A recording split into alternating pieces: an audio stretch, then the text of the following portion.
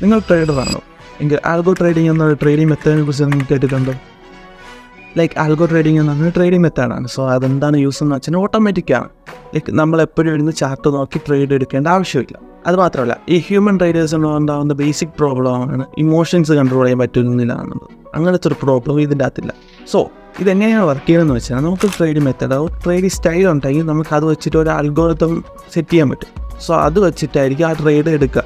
So automatically അങ്ങനെ trading മെത്തേഡോ algorithm set ചെയ്ത് വെച്ച് കഴിഞ്ഞാൽ അത് ഓട്ടോമാറ്റിക്കലി ആ ഒരു സെറ്റ് ഓഫ് കാറ്റഗറിയിൽ എത്തുന്ന സമയത്ത് അത് ട്രേഡ് എടുക്കും. നമ്മൾ എത്രയാണോ റിസ്ക് റിവാർഡ് എന്നുള്ള രീതിയിൽ നമ്മൾ നേരത്തെ തന്നെ സെറ്റ് ചെയ്ത് കൊടുക്കുക, അതുപോലെ ട്രേഡ് എടുക്കും.